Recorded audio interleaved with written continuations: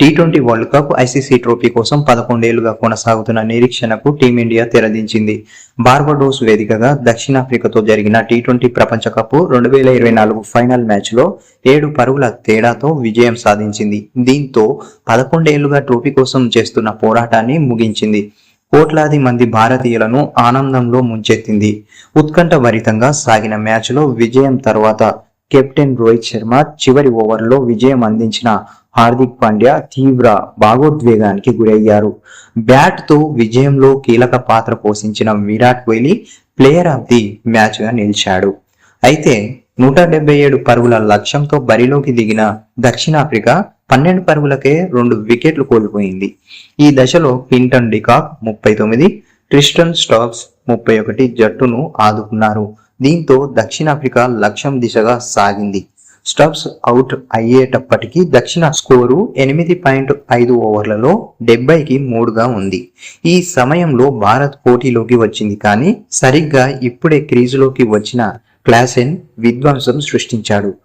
ఆకాశమే అద్దుగా చెలరేగిపోయాడు. ముఖ్యంగా అక్షర్ పటేల్ వేసిన 15వ ఓవర్లలో 2 సిక్స్లు 2 ఫోర్లు బాది 24 పరుగులు రాబట్టాడు.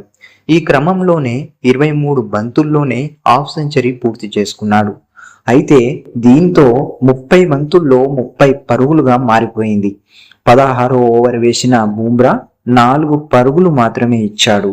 17వ ఓవర్లో తొలి బంతుకే క్లాసెన్ను అవుట్ చేసిన హార్దిక్ పాండ్యా ఇండియాకు బిగ్ రిలీఫ్ ఇచ్చాడు.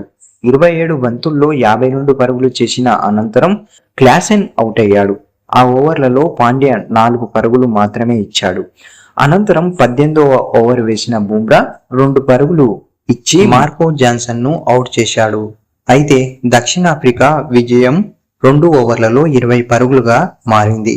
చివరి 2 ఓవర్లలో అద్భుతంగా బౌలింగ్ చేసి దక్షిణాఫ్రికాను 169 వికెట్లకు కట్టడి చేసింది. 8 పరుగుల తేడాతో విజయం సాధించి అంతకు ముందు టాస్ గెలిచి తొలుత బ్యాటింగ్ చేసిన భారత్ నిర్ణీత 20 ఓవర్లలో 176 చేసి 7 వికెట్లు కోల్పోయింది. అయితే రోహిత్ శర్మ 9, రిషబ్ పంత్ 0, సూర్యకుమార్ యాదవ్ 3 స్వల్ప స్కోర్కే అవుట్ అయ్యారు. దీంతో 34 పరుగులకే 3 వికెట్లు కోల్పోయి పీకల్లోతుల్లో కష్టాల్లో పడింది. ఈ దశలో స్టార్ బ్యాటర్ విరాట్ కోహ్లీ, అక్షర్ పటేల్ కలిసి జట్టును ఆదుకున్నారు.